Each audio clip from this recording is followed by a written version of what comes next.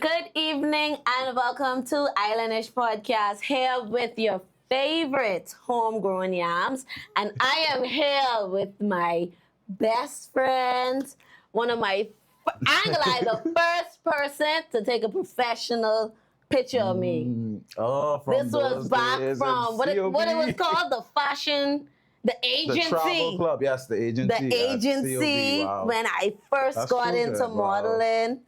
The first photographer to take a professional picture of me. You and Lonnie. Me and Lonnie. Yeah. Listen, Preston Knowles, welcome to Islandish Podcast. Finally. So happy to finally be here.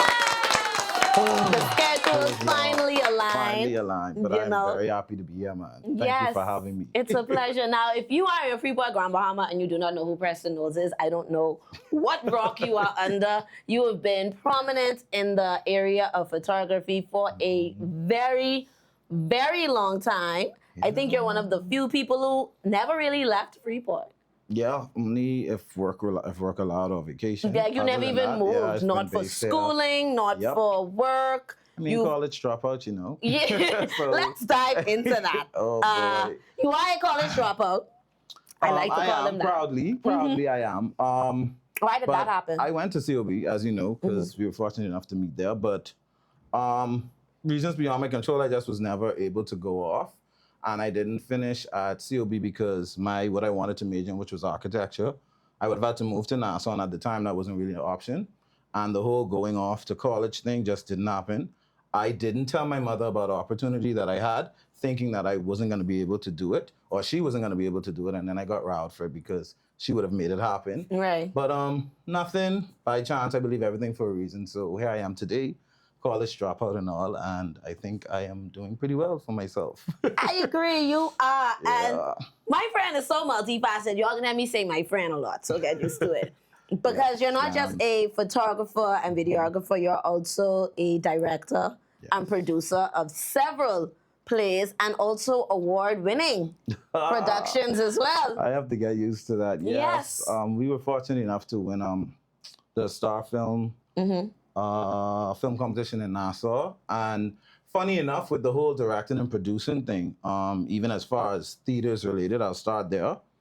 I had no interest in that sort of stuff, none whatsoever. I became involved in that through going to the theater, waiting on Alfred, because you know that's my best friend. And he used to be a part of the shows there, and I just was with him to one random rehearsal. And of course, they are taking long, and I'm sitting in the lobby, and a lady by the name of LaSalle Harris, she came to me, and she was like, hi. She said, can you sing? Can you something? And then she just was like, okay, great, you're in the yard group. And, you know, thinking, I'm just like, anyway, I ain't gonna see this lady again anyway. So it's just like, okay, mom. She asked for my number, I gave it to her. And sure enough, she did reach out. And I did go back. And honestly, from there, that's where it all started. I've been fortunate enough to have sat on the Yard Board, which is the Young Adults branch, and then the Freeport Players Guild, of which I'm still a board member and past president. And I've been able to direct and produce a bunch of other shows under the guild, and I even went on to do some personally and with other persons. So I'm forever indebted to the Freeport Players Guild. I love that. And he sounds so political and so correct with it. You have to be demure. Yes. You have to present yourself a certain way. But yeah, man. And I know just for persons that may know the post Preston now, I know it's probably weird to most because I can definitely say the person that I was a few years ago, I'm definitely not today. And I know some persons that may come across a certain way, but again, wherever you're trying to go in life, you know, it's certain things you have to adjust, you have to, you know, get on board with. And yeah, I'm walking into my more professional adult self, and I'm proud to be here. I love that. Look at all us growing up. Right? It's about time, it's about time. But, okay, yeah. So let's talk about your start in photography, because at one point you was PK photography, now you're Preston Knowles photography. People can't find those stuff. But so let's talk about how because the story is amazing and some people really don't know it. But how did you go from college and now being in what you are now, which is Preston Knowles? Well, that started with friends like you and of course my sister Piandra Knowles. She was the very first person that I did a photo shoot with as PK photography. We were literally home chilling one day, and I don't know if you remember that pirate ship that was parked out by, well, Bones is this way, and then Grand Lukai and the canal that's right there. There was a pirate ship they used in some movie or something, and it was parked there for months. Yeah. And we literally pulled up there and we snuck on it, and that would have been my first time taking a camera and doing a photo shoot. And from there, it literally just started at COB with friends like Kamara Clark, LaDonya, those. We were in Cobus. We were part of the travel club and different clubs. And at the time, photography was still a thing that wasn't really that popular. I remember there was Ken Ewan at the time. He was big. Yes. And I loved his work. And it was just a matter of just honestly experimenting. Of course, you know Alfred Anderson, that's my best friend. We both had the interest. And from I was young, I remember I asked my mother for a digital camera and she got it. And from there, that's where it all started. And I can't honestly remember. From there, it's been a blur. I left Kelly's, which was my last job, in 2015. I remember that. And it started leaving work, like, because we used to get one Saturday off, right? And, you know, Saturdays is a prominent wedding day and event day. So those days, having to work and then getting calls to actually shoot stuff. I remember it was this time called into work, went to shoot a wedding, and my supervisor ended up coming to the reception. So that was interesting. And that kind of brought my time to Kelly's to an end, and then I eventually left. And I've been doing that ever since, and that was 2015. So you've been a full-time photographer ever since then? Full-time creative entrepreneur. What was the first camera you bought, you remember? Lord, okay, let me see. It was a Fujifilm something. It had a pop-up flash. It was like a entry-level Fujifilm camera, and then I had a little Canon one that I got from Alfred. And then I think I got my first Nikon body, and then from there I've been shooting Nikon. So Nikon is your preferred camera? Most definitely Nikon. Why so? Because it's the one I'm most comfortable with. I grew to learn everything about it, how it operates, and just making it work for me. And it costs a pretty penny. But like I tell people, Nikon is kind of more technical in terms of operation. But because, like I said, I've been working with it from I started, that's my preferred camera of choice. But I am familiar with Canon as well. But like I say, Nikon would be my preferred. Would it be because you're also dabbling in photography as well? I mean, videography as well? Why the Nikon is better because of its duality? Well, Nikon just recently, honestly, in their later models, kind of really tapped into video capabilities. So for me, it's quite the opposite. It was, I got familiar with it for photography, and that's where my comfort spot kind of is. The videography thing is still fairly new, but I think I have like decent enough knowledge about it to, you know, build on it, but still make it work. And I have been doing that. That's why I don't really push that too much. Like if you were to follow any of my work, you'll see that I don't share a lot of video work that I do, but I do quite a bit. And yeah, but moving into video, I would actually prefer, you know, one of the other brands like Sony or Canon, because they just have better specs for video. But like I say, I make the Nikon work because I'm familiar with it. Okay. And the glass and the lens and all that sort of stuff. That's amazing. So with your business and the different, first off, what all services do you cover or do you try to do with your photography business? I'll say this. I offer all photography services with the exception of christenings, funerals, kids' parties, and anything related to those three elements. But everything else outside of that, like corporate events, Do you do sporting events or large-scale festivals and stuff? Yep. Not really preferred, honestly, but I do cover those sorts of stuff. I've been fortunate enough to do pretty much all of the documentation for Carnival Celebration Key. I've been afforded opportunities. Oh, I have to plug this in. So there's a lady called Cleopatra Russell, who I would say I pretty much owe my corporate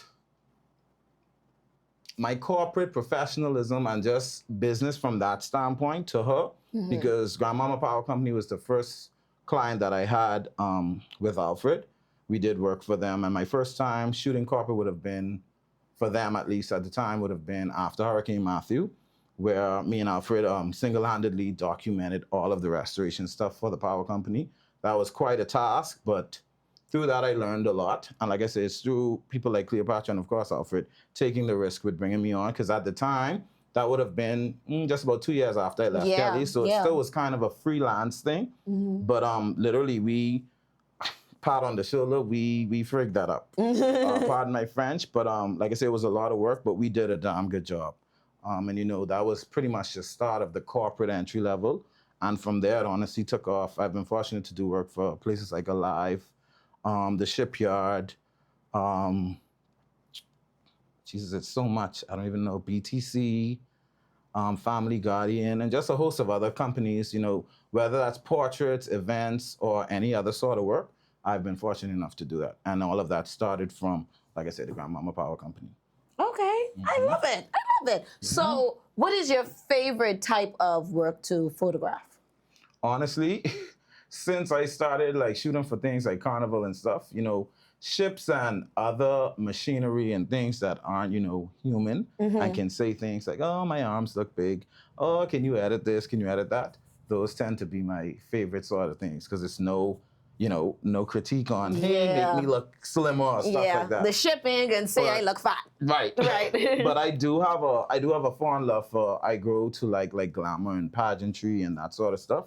I do a lot of those stuff through friends like Daryl and Dominic, those who have pageant houses, and I do a lot of work for them. I actually love it because, it's shooting people when they're technically at their best in terms of hair and makeup, and it's professional models most time. So it's just an ease as a photographer, as an artist. Anyone would want to work with someone who makes their work easy. And of course, you can use the product or use them when it's all said and done. So I do a lot of philanthropic stuff through that. And I like that. I love it. Okay, so that's your philanthropic endeavors. And of course, the theater. Very much philanthropic. Right, 100%.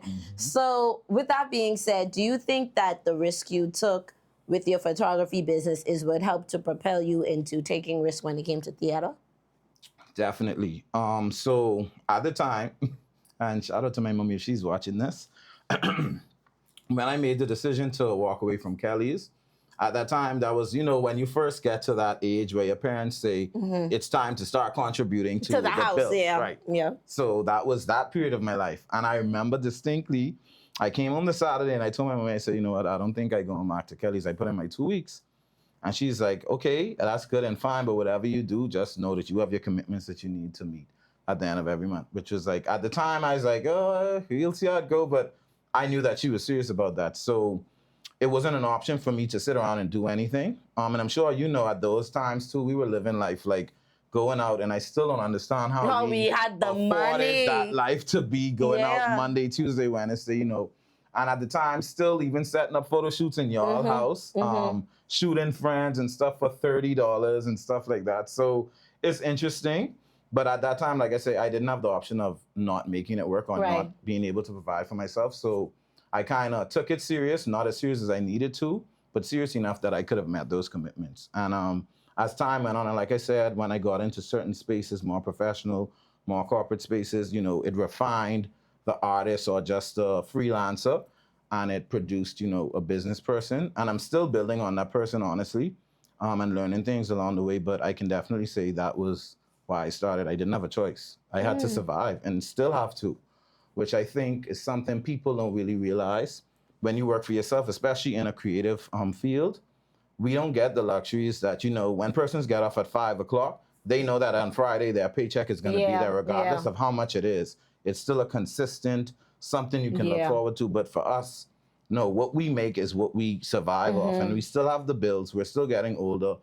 Things like family and other commitments that you have. Fatigue. You don't have the luxury of saying you can't. And I always have this conversation with Alfred, and we always jokingly say, it's not cute for us to be successful anymore. It's almost expected because we're not 18 anymore. We're not 19. We're 35. We're old, So, and as things go on, times change. And just how we entered the market young, the same thing can happen to persons under us. So you still got to remain relevant. You have to stay on top of things. And of course, offer things to a standard.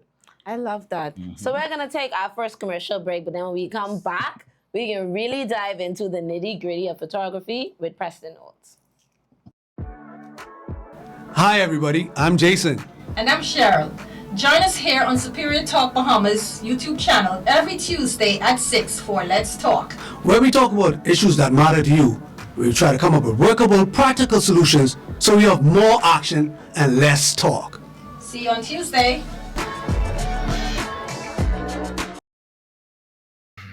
Okay, so we're back with Islandish Podcast right here with Preston Knowles, my best buddy. So we're going to dive into the nitty gritty of photography because I feel photography is one of those industries that persons feel like, oh, he just taking pictures. Oh.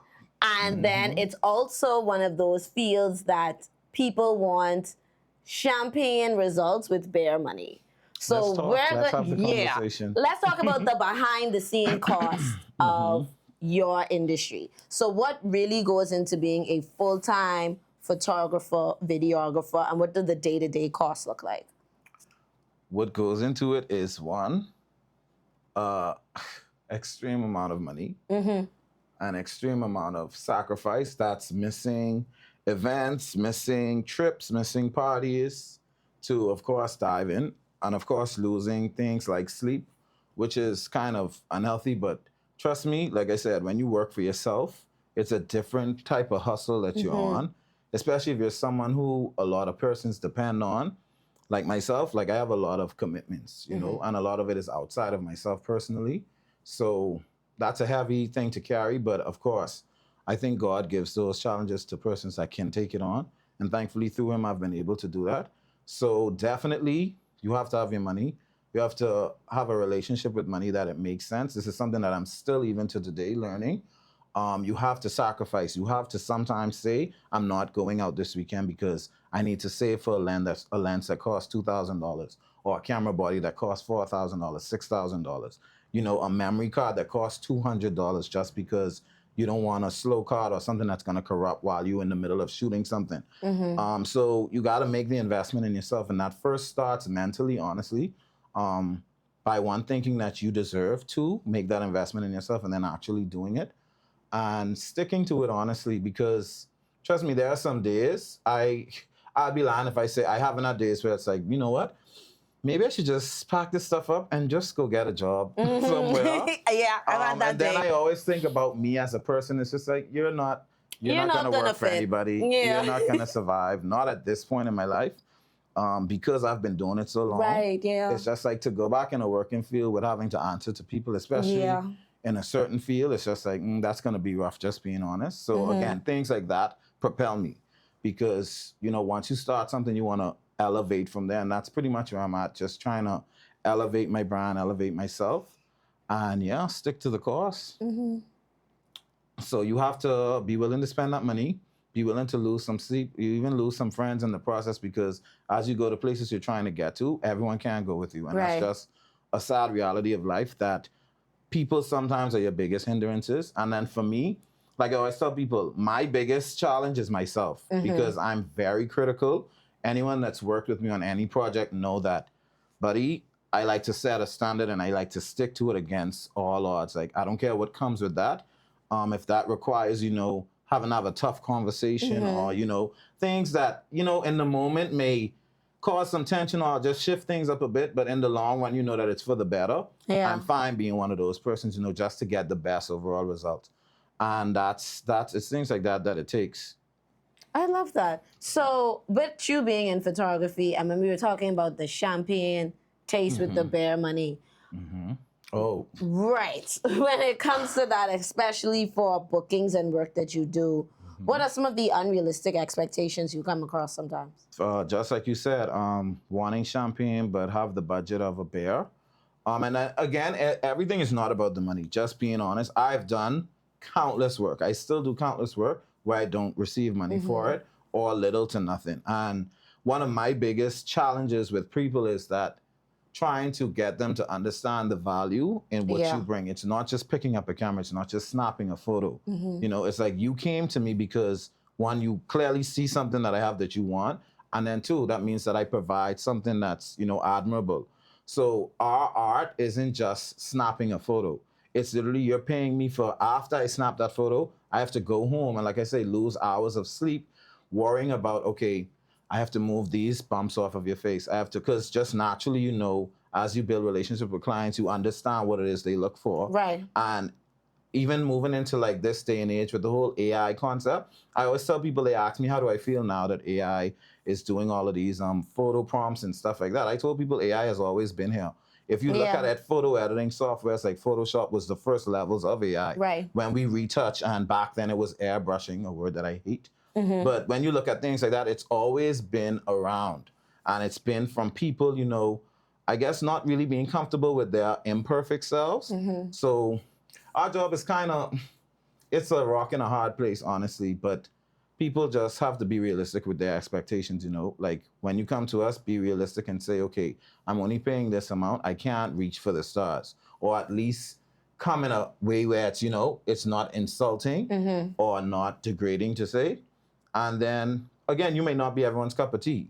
So that's another challenge, too. I had to learn that every client isn't the client for me. Right. Like certain types of jobs I wouldn't take on because I just don't feel like it's my strong point, and I'll refer them to other people. So that's another thing you have to be very conscious of, knowing what works for you and who works for you.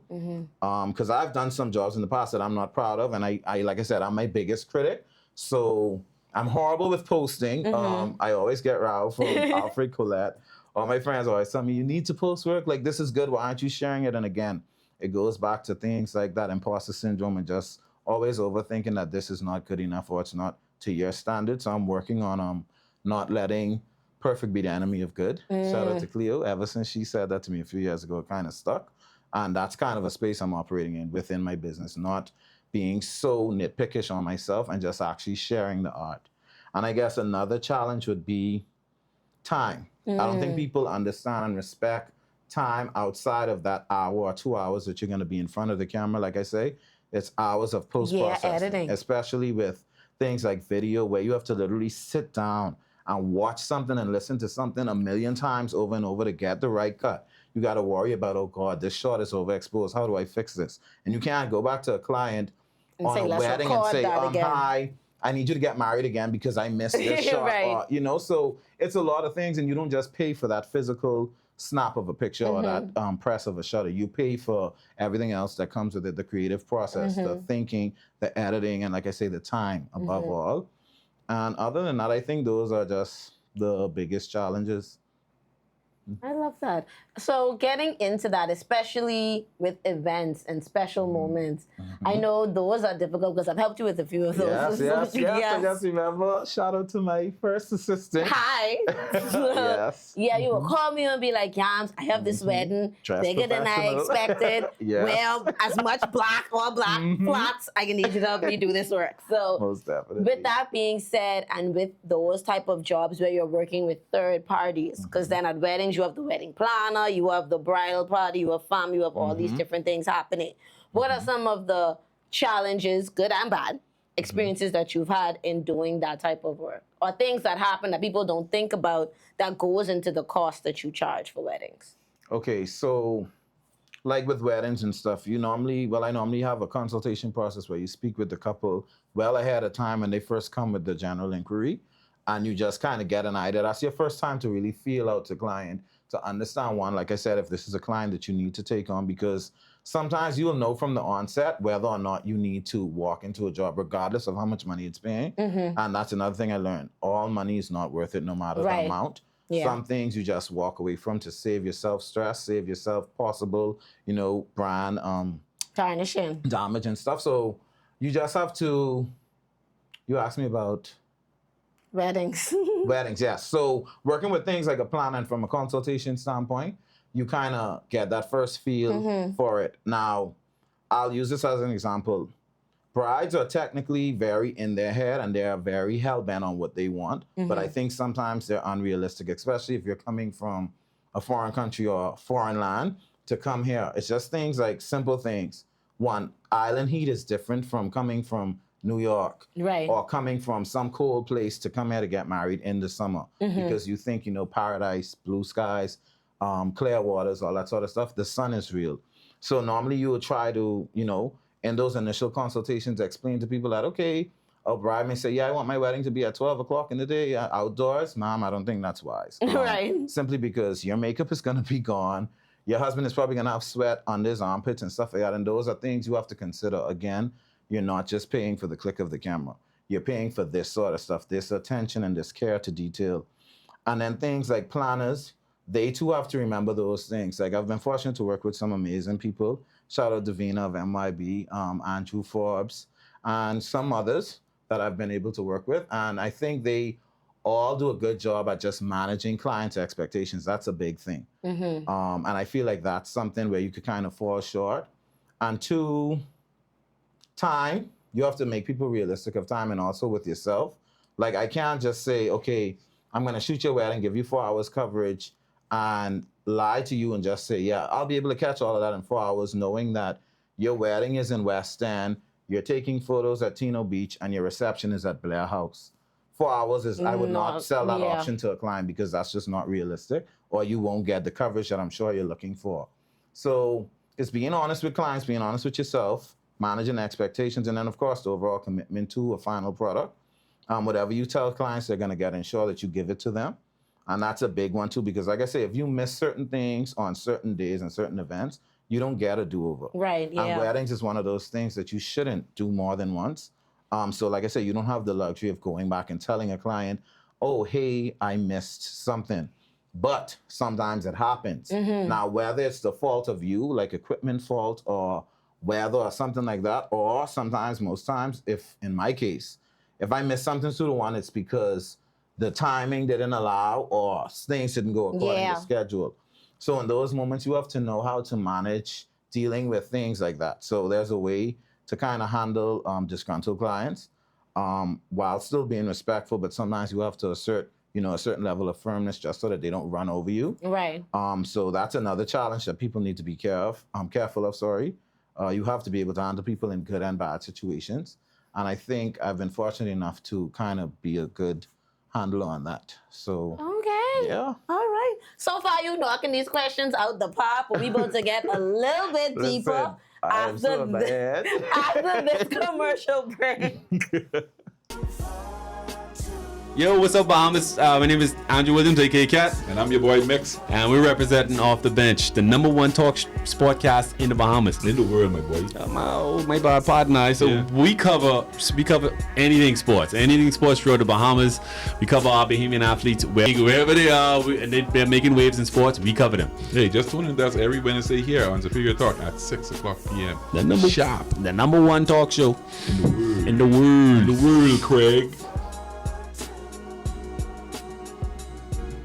That's right. You're here on Islandish Podcast. Welcome back to the show. But we're going to remind you to make sure you like, comment, and share. Make sure you subscribe to Superior Talk down below. Make sure you're following Islandish 242 and also hit the notification bell. We have a lot of different shows here on the Superior Talk Network, and make sure you catch each and every one of them every day of the week right here on your favorite channel on YouTube.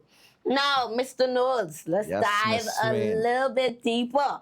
Okay. Because I know he can say it and he can talk about it because these are things that you guys need to know and understand. I know you've experienced persons and people at events who, because like, for example, let's say I have an event. I have a party or even my birthday or my wedding. And you as the photographer, I paged you for this event and I paid you to take pictures of whatever you're doing your job. You know what I instruct you to do. And now there are guests at my event giving you separate instructions. How do you handle that situation? Whether they're blocking, they're in the way with their camera trying to catch a moment you're trying to catch, or even they're at an event, they're saying, I don't want my picture taken. But they're not the one paying you for the event. How do you deal with that? This is fun. Yeah, and the reason why I'm asking is because I know we have young people who are trying to get into photography and trying to figure out how persons like you who are seasoned in this field handle those type of situations. So not how you used to, how you do handle those now. Well, how I do now, firstly, I always encourage people, put it in black and white. That helps with managing expectations, and it also gives you a reference point to refer back to. So in my weddings contract, before you even book me, you get a list of terms and stuff that are just simply non-negotiable.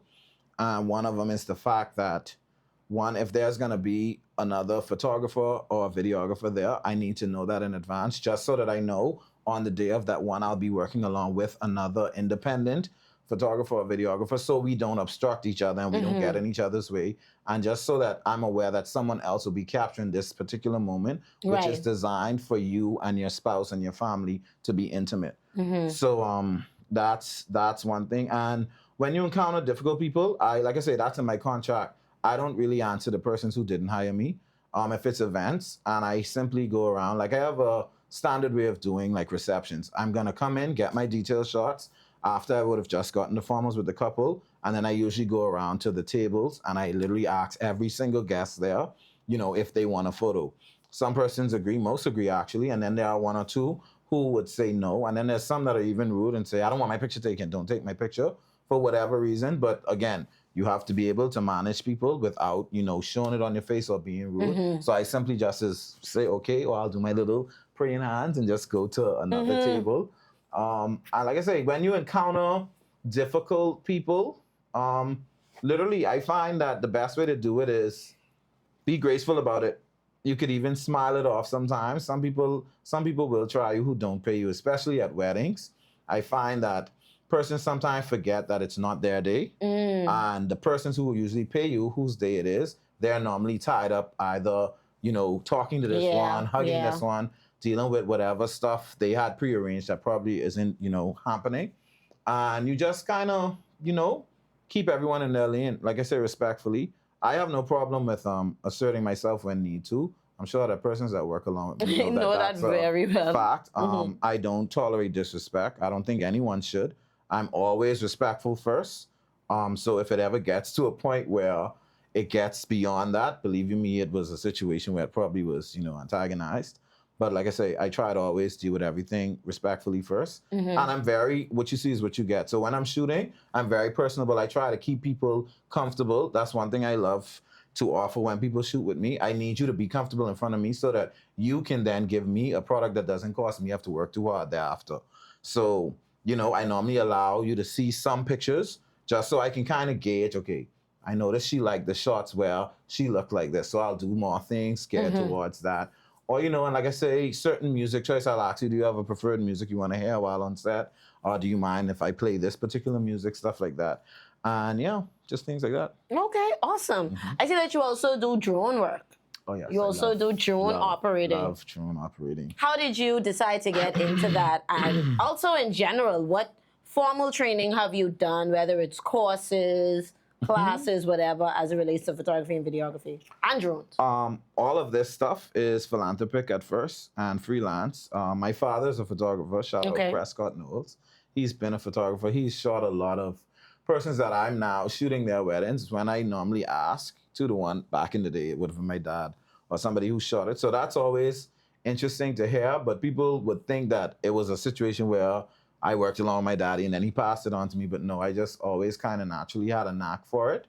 And after I started shooting, my dad gave me my first set of studio lights. And that carried me through for years, a long time. So I always tell people it's not really your equipment, it's how you use it. And now, fortunately, I'm able to upgrade those stuff. But, things like that is how I would have gotten into it. And training. Do you have any formal? You have no formal training. Everything is honestly YouTube University, and then I did do some online courses of stuff. Like some photographers would offer like master classes. I paid and did a few of those, and then honestly through trial and error, like my lighting style, I keep it very simple, but it works for me. And if I need to adjust it in post, I know how to do that because again, I shoot for how I edit. And editing, the most challenging thing that I probably invested the most time in trying to understand and perfect is editing skin. And I'm sure if Alfred is watching, he could attest to this. I used to be like, Alfred, can you please just show me how to edit skin, man? Right. And he'd be like, Preston, just go look on YouTube. It's like, it's plenty ways to learn. And I used to get mad sometimes. It's just like, anyway, you being mean, but it's whatever. So you being mean, you sound like a child. Trust me, we've been through it. But yeah, I literally took time and, learned to edit those type of stuff.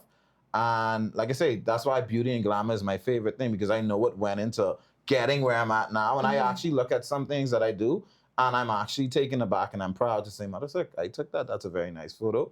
So like I say, getting over that self-imposter syndrome, it's a work in progress. But as far as training, it's honestly, most of it is trial and error and just through hands-on, like as I shoot, as I learn and look at different cameras and the specs, learn what this mode does, learn what this button does, learn what this setting does, and just seeing how they work and then adding it to your personal style. And it kind of gives you a little thing that's a little different from other people. So yeah. I like it. Okay. So I'm happy that earlier you did mention about AI portraits and photos and different things like that. But do you think that it's easier to get into photography now than when you started? Most definitely. Why? Because back then, and I'll use the analogy of probably let's do something like music. Back then, record sales and organic sales were physical sales that people went into stores and picked up a CD and purchased. So whereas when Michael Jackson sold Thriller, and he had all of those unit sales, it's just like persons walked into stores and Waited in bought lines. for those things. Now, I was fortunate enough to come up in a time when that mode was shifting too, because like I said, Photoshop was a big thing around the time that I got into photography, and it was still fairly new with the whole retouching skin and stuff. At the time, Spotlight Studios, I don't know if you remember. Yeah, I remember Spotlight they Studios. did that thing, what was it called? Fantasy photo shoots where they would change the background and stuff. Them and Eye Candy was doing that. Yes, Eye Candy was the first. And then it was Spotlight. And then like those elements, all of those things, when you look at it, it's technically AI. It's just that back then it was a lot more difficult or technical to do those things seamless. Whereas now you literally can type or voice note something in the phone and in seconds you get a beautiful portrait. So I definitely think now it's easier for persons coming in. But does it bother me? No. Initially, I probably was like, wow, this is going to be interesting. But I always tell myself, like, buddy, persons either want you or they don't. And it's a part for every cover. So there's never going to be, I don't think there's ever going to be a time where photography is completely obsolete. I don't think that'll ever happen. Same thing with live theater. Certain things people still will, at the end of the day, want and pay for and appreciate. And again, you just have to offer a service or a product that people want. So like I said, whereas, persons may be into the whole AI thing now, then I just need to find the clients who don't really care for the AI, who don't mind getting in front of a real camera and seeing their actual features themselves and being okay with that. And no disrespect or anything towards persons who don't. That's just the times we're in, and we have to adapt and, live with the times and go accordingly. Yeah. So I'm happy that you said that and then you brought it back to live theater, because that's what we're going to dive into next, into how you got into directing and producing shows. And to be honest, in my personal opinion, people could say what they want to say. I think you're one of the best to do it so far from our generation. Thank you. You do an amazing job with producing and directing shows. And I saw this coming. I told you that. It's like these things are things that we always had gifts and talents and ways of doing. You used to be directing the outings when we used to go out, if I be an artist. You used to be directing and conducting and being like, well, he don't never know how to talk. He just don't say what he wants to say. So we just got to tell him what we want him to do. So you always had a knack for kind of getting the group together and getting all of our different emotions and making it make sense for the night. So what everybody wants to do fits into what we're trying to achieve, the plan, right? That's true. So I can take that. What was your first time directing a show? So, directing. All right, it kind of stemmed from the producing aspect, because my first time producing anything major would have been at the theater. My first producing role would have been in A Christmas Carol when we did Scrooge, and I think that would have been 2015. I think it could have been 14, 15, or 16, one of those. But that was the first time. And at the Guild, when you're a first-time producer, you normally have to shadow someone that's done it before. And at the time, I think Alfred had just done Sarah's Wedding and something else. Keeping Up with the Bougies? Because those were, by the time Keeping Up with the Bougies came around, that was outside of the Guild. That was Carell on her own when she did it for herself. So, but he had produced something, and we were always cool. So I kind of did that with him. And through that, I got to actually being around the cast and being at the rehearsals. I watch certain things, and I'm very critical, as a lot of people know, especially when it comes to things like performing arts and photography and stuff. So sitting down and just watching it all started from just noticing little things that I would have done differently had I was in that seat. And eventually it started with, we did the Michael Jackson Thriller tribute, which was an interesting story. Shout out to Ramon Webb. It was kind of his baby.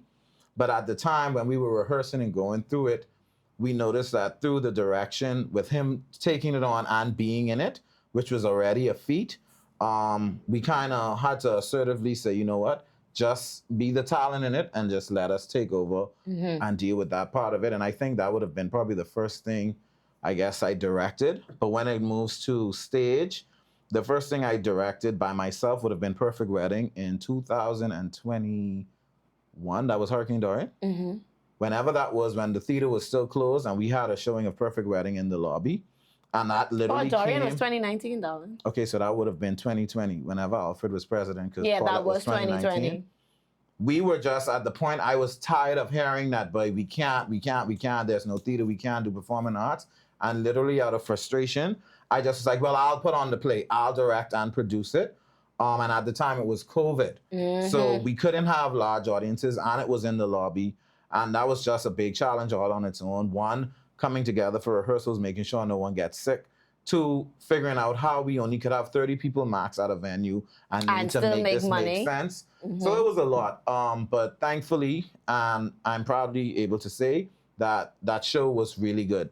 We transformed the lobby into a professional set, just how it would have been on the stage. And the actors did an amazing job.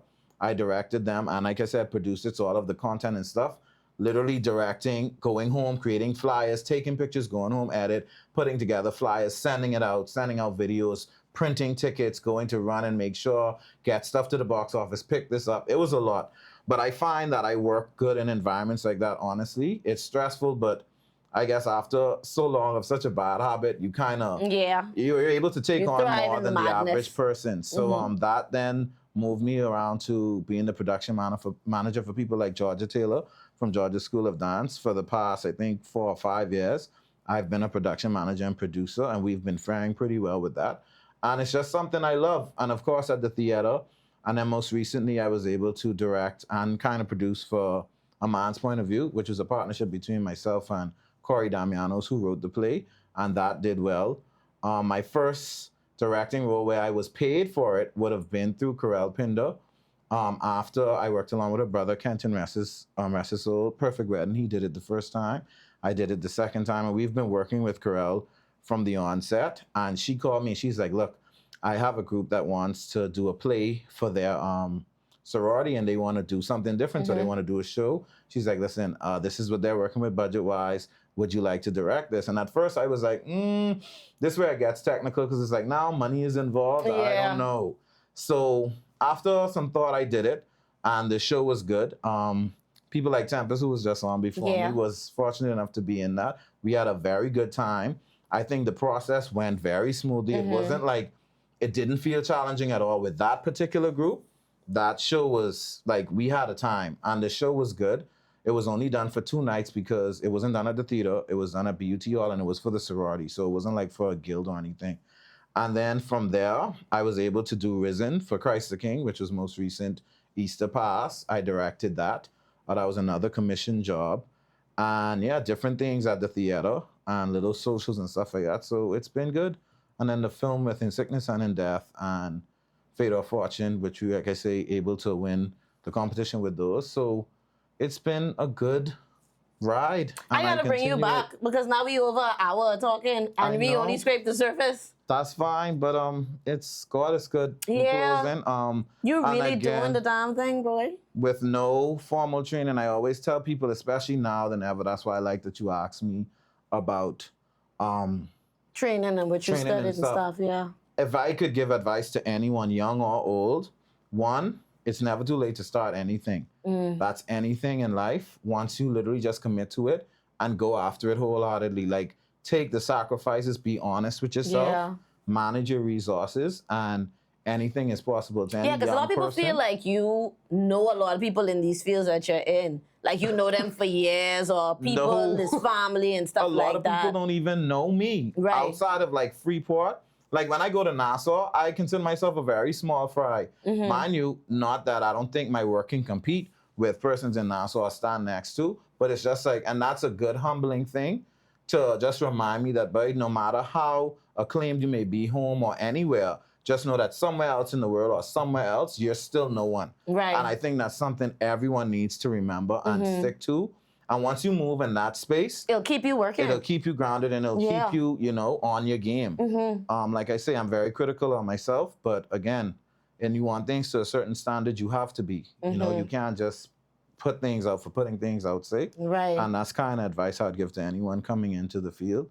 Just do it, especially young persons. This is a world. time. Anything is so simple to get into. Right. You can do anything right now and be successful. And I always tell persons, if you're not, that just means that you're honestly just lazy. Yeah, that's a self-reflection. So that's pretty much all I got for today. Yeah, and I'm happy you. that I had this conversation with you because I actually want you to go back and watch this video, and because I don't think you realize all the things that you mentioned and all the Probably things that we're talking about, and I don't think you realize we've been here for more than an hour I did already. Don't feel that way. Yeah, And I have another meeting. So exactly. So I just want to wrap this up and say thank you so much Thank you, for humbling yes. my podcast with your presence. Listen, I am so happy that I finally made it. I'm so sorry it took me so long, but like I say, nothing before it's Of time. course. And again, thank you for asking me to be a part of this. Yes. I would definitely come back. We will have to come back because we're going to talk about this more on a thespian. And I do want to do an entire segment where we're just talking about the guild. Okay. We're bringing persons from the theater here to talk about that's the important history too. of it, why it's vital, why it's important, and the Most different facets and positions that people can be involved in. Definitely. Let's Because I think the theater has helped you to grow. It has. Helped you to work with people you traditionally managing wouldn't. different personalities, different people. Join the theater, guys, or join something to do with live production. I promise you it'll change your life. It'll change your life. Thank you all so much for watching this episode of Islandish Podcast. Make sure you're following Preston Knowles Photo on Instagram and Preston Knowles Photography on Facebook. Like his work, book him, refer him. And as always, stay locked into Islandish. Thank you all for watching this episode. Thank you. Peace out. Thank you.